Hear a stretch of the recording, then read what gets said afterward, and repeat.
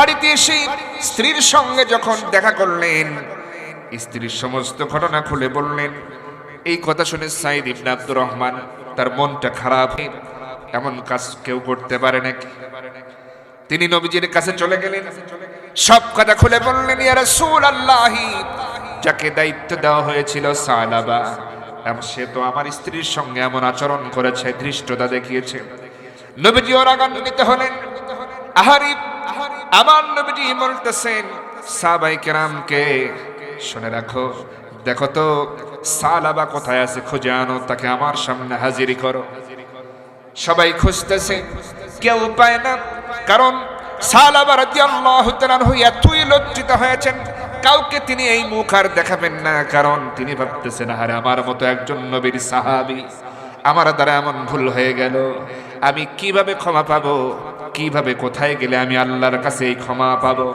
এভাবে অনুশোচনা করছেন, অনুতপ্ত হচ্ছেন, আর নিজের চেহারা কাউকে দেখাতে চাচ্ছেন না। তিনি ভাবতেছেন, এই চেহারা আমি আর কাউকে দেখাতে চাই না।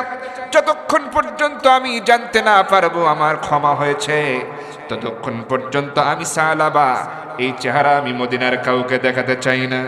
এজন্য দিনের বেলায় তিনি জঙ্গলে জঙ্গলে ঘোরেন এবং গুহার মধ্যে সিজদায় পড়ে কাঁদেন। রাতের বেলা হলে গুহা থেকে বের হয়ে আসেন। একটা মরুভূমির মাঝে একটা বৃক্ষের নিচে তিনি রাতের বেলায় এসে সেখানে সিজদায় পড়ে কাঁদেন। হঠাৎ করে হযরত ওমর, আবু বকর, এরকম কয়েকজন সাহাবী যখন খুঁজতেছে, পাওয়া যায় না সালাবা কি। ওই মদিনার নিকটেই যেখানে মানুষেরা কৃষি কাজ করে, ওই জায়গায় গিয়া কয়েকজন কৃষকের দেখা পেয়ে যায় আর জিজ্ঞেস করে, এখানে এমন নামের কাউকে তোমরা দেখেছো নাকি? কৃষকেরা বলে, না, এমন তো কাউকে দেখি নাই, তবে আমরা এমন একজনকে দেখেছি যার চেহারাটা পাগলের মতো হয়ে গেছে, চুল দাড়ি মোছ সবগুলো লম্বা লম্বা হয়ে গেছে, পাগলের মতো মনে হয়। মাঝে মাঝে আমরা এখানে রাতের বেলা এসে লক্ষ্য করেছি, এই বৃক্ষের নিচে এসে সে সিজদায় পড়ে কান্নাকাটি করতে থাকে। এমন একজনকে আমরা দেখতে পেয়েছি। এবার হযরত ওমর, আবু বকরের মতো সাহাবীরা এই কথা শুনে তারা চিন্তা করলো, অবশ্যই দেখতে হবে, জানতে হবে সেই ব্যক্তিটাকে। এবার সেদিন রাতের বেলায় তারা গোপনে আড়ালে থেকে অপেক্ষা করতে থাকেন, সেই লোকটা আসে কিনা। রাত যখন হয়ে যায়, হযরতে সালাবা রাদিয়াল্লাহু তাআলা আনহু গুহা থেকে বের হয়ে আসেন। ওই বৃক্ষের নিচে এসে জিকির করতেছেন, আল্লাহ আল্লাহ স্মরণ করতেছেন, আর সিজদায় পড়ে কাঁদতেছেন আর বলতেছেন, আয় আল্লাহ, আমি যা করেছি আমাকে ক্ষমা করে দাও। আমি যদি ক্ষমা না পাই, কবরের জিন্দেগিতে আমার অশান্তি হবে, শান্তি পাবো না, শাস্তি হবে। ও আল্লাহ, আমাকে ক্ষমা করে দাও, আমি যে পাপ করেছি, জেনার কাজ করেছি, আমাকে তুমি ক্ষমা করে দাও। এরকম করে আহাজারি করতেছে আর কান্নাকাটি করতেছে। হযরত ওমর ফারুক রাদিয়াল্লাহু তাআলা আনহু, হযরত আবু বকর রাদিয়াল্লাহু তাআলা আনহু এমন কথা শুনে, এমন চিৎকার শুনে, আহাজারি শুনে তার কাছে চলে যায়। গিয়ে বলতেছে, সালাবারে, চলো, নবীজি তোমাকে ডেকেছেন, যেতে হবে। তিনি বলতেছেন, না, আমি নবীজির কাছে যেতে পারবো না, নবীজির কাছে যেতে পারবো না, এই চেহারা আমি কাউকে দেখাতে চাই না। আমি আমানতের খেয়ানত করেছি, আমার দ্বারা অনেক বড় অন্যায় হয়ে গেছে, আমি আর এই চেহারা কাউকে দেখাতে চাই না। হঠাৎ করে নবীজির কাছে ওহী নাজিল হয়ে গেল, ইয়া রাসূলুল্লাহ, সালাবার জন্য সুসংবাদ আছে। সালাবা এমন অনুতপ্ত হয়েছে, ওই নারী, ওই সাহাবীর স্ত্রীর হাত স্পর্শ করার কারণে সে যে এমন অনুতপ্ত হয়েছে, সে এমন অনুশোচনা করেছে, তওবা করেছে। আল্লাহ রাব্বুল আলামিন এই সালাবার তওবাকে কবুল করে নিয়েছে। সুবহানাল্লাহ। যখন জানায়া দেওয়া হলো, সালাবা রাদিয়াল্লাহু তাআলা আনহু চলে আসলেন মদিনায়। নবীজি সুসংবাদটা দিলেন। তারপরেও হযরত সালাবার মন থেকে এই দৃশ্য যায় না, আরে আমার দ্বারা কেমন করে সম্ভব হলো ওই সাহাবীর ওই ভাইয়ের স্ত্রীর হাতকে স্পর্শ করা, কেমন করে সম্ভব হলো আমার দ্বারা?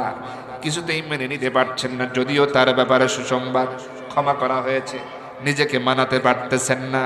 হঠাৎ করে মসজিদে আজান হয়ে গেল, আজান হয়ে গেল, নামাজে সবাই দাঁড়িয়ে গেলেন। নবীজি এবার তেলাওয়াত করতেছেন। হঠাৎ করে সূরা ফাতিহা তেলাওয়াত করার পর সূরা তাকাসুর তেলাওয়াত ধরেছেন।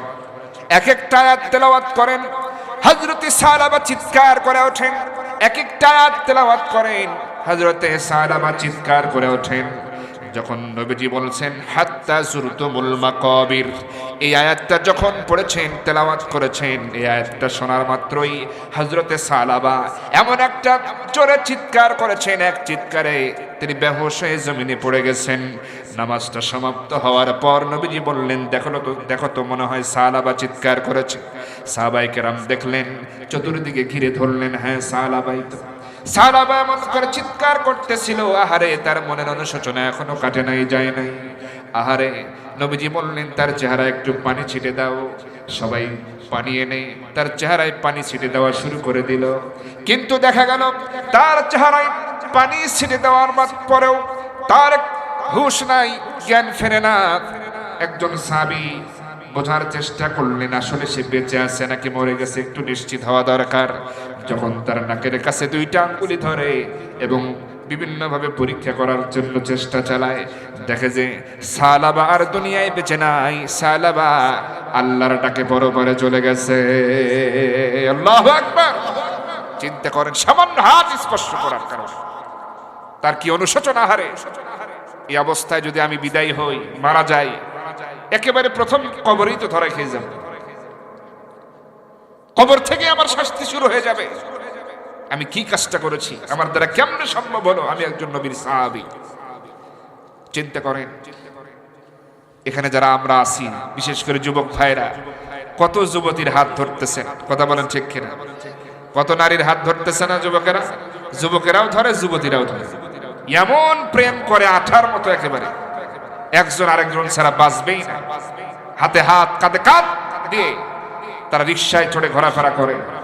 কিসের কবর, কিসের হাসর, কোনো চিন্তা নাই। এসব প্রেম প্রীতি অবৈধ সম্পর্ক করা যাবে? যুবক ভাইরা, এখানে যুবক কারা কারা আছেন হাত তোলেন তো দেখি, যুবক ভাইদের দেখতে চাই। লিল্লাহি তাকবীর। আবার বুড়া চাচাও হাত তুলছে, অসুবিধা নেই, আপনিও যুবক। এখানে যারা আসছে সবাই যুবক। বাড়িতে যারা শুয়ে ঘুম পাড়তেছে ওরা সবাই বুড়ো। কথা বলেন ঠিক কিনা? এত বড় একটা আয়োজন কোরআনের, বাইরে ঘুরতেছে, বাড়িতে ঘুমাচ্ছে কম্বলের নিচে, তার মানে বোঝা গেল ওরা হচ্ছে বুড়া, ওদের কোনো পাওয়ার নাই। কথা বলেন ঠিক কিনা? এখানে যারা আসছে বয়স যাই হোক, 70 হোক, 80 হোক, আর 20 হোক বয়স, সবাই এখানে যুবক। লিল্লাহি তাকবীর। অতএব যুবক ভাইরা, যারা বিয়ে শাদী করছেন আলহামদুলিল্লাহ, সংসার চালান, যারা বিয়ে করেন নাই কিন্তু প্রেম করেন, এই সমস্ত যুবকদের নসিহত, ফিরে আসেন। কারণ এতে করে দুনিয়াতেও লস, আপনার আখেরাতেও লস। দুনিয়াতেও লস কিভাবে? হয়তো বলবেন কিভাবে লস? আসলেই লস। দুনিয়াতে আপনার একদিকে পকেট ফাঁকা হচ্ছে, আর একদিকে গুনার পাল্লা ভারী হচ্ছে। কথা বলেন ঠিক? কারণ এই বিবাড়িয়াতে অনেক ঘোরাফেরা করার জায়গা আছে না? বয়ফ্রেন্ড গার্লফ্রেন্ডরা ঘোরাফেরা করে এমন পার্ক বা বিভিন্ন দর্শনীয় স্থান আছে না নাই? আশেপাশে আছে তো?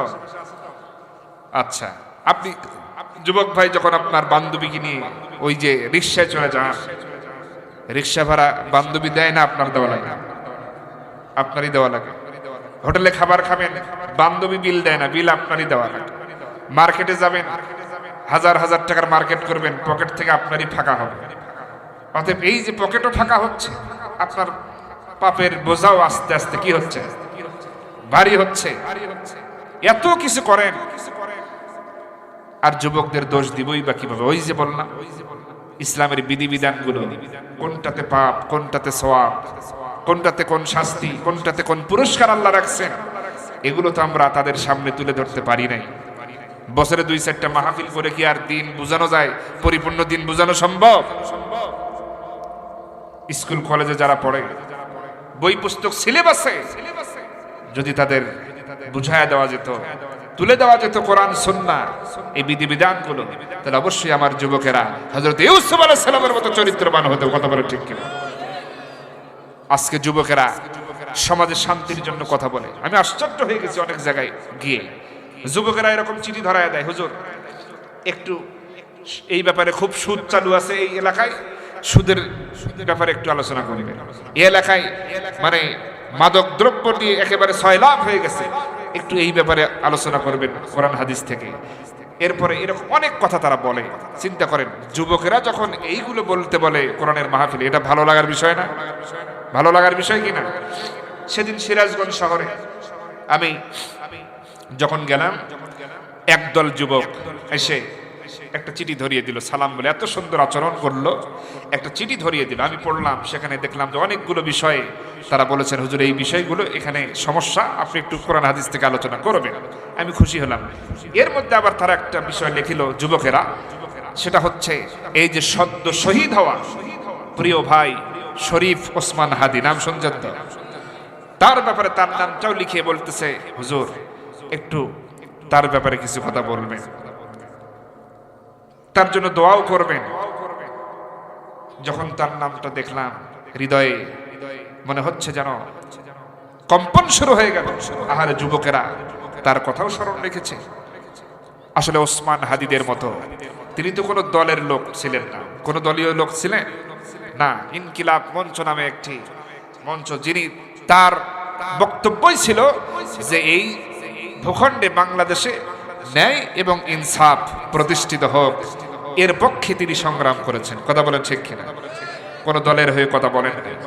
তিনি চেয়েছেন সমাজ থেকে সব ধরনের বৈষম্য দূর হোক, এবং তিনি ইসলামী ভাবধারার একজন মানুষ ছিলেন, এবং যতটুকু খবর পেয়েছি তিনি একজন হাফেজে কোরআন ছিলেন। সুবহানাল্লাহ বলেন।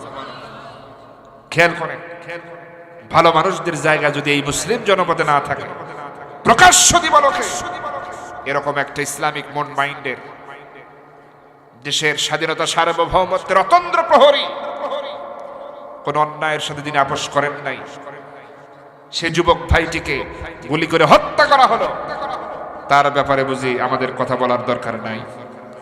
কথা বলার দরকার আছে না নাই? দেশের জন্য বড় ক্ষতি হয়ে গেল। যুবকেরা যখন বলল তার ব্যাপারে কথা বলবেন, আমি চিন্তা করলাম কি বলা যায়। তাকে নিয়ে তো কিছু বলতেই হবে, যুবকদের তো একটু সান্ত্বনা দিতেই হবে। আমি অফিস কক্ষে ঢুকলাম, 2 কলম লেখার চেষ্টা করলাম। আল্লাহ পাক যতটুকু তৌফিক দিলেন, আমি কয়েক লাইন লেখার চেষ্টা করলাম প্রিয় ভাই ওসমান হাদিকে নিয়ে, এবং সেটি বললাম। যুবকেরা বলল, আমরা খুব খুশি হয়েছি। সুবহানাল্লাহ বলে। আমি কি বলবো, আমার লেখা সেই 2-4 লাইন যা আমি লিখেছিলাম ওসমান হাদি ভাইকে নিয়ে, এটা যুবকদের চাওয়া ছিল। যদি শুনতে চান তাহলে হয়তো বলতে পারি আমার ভাইরা, কারণ ওসমান হাদিদের মতো মানুষ আমাদের সমাজে প্রয়োজন এই দেশটাকে ঠিক করার জন্য।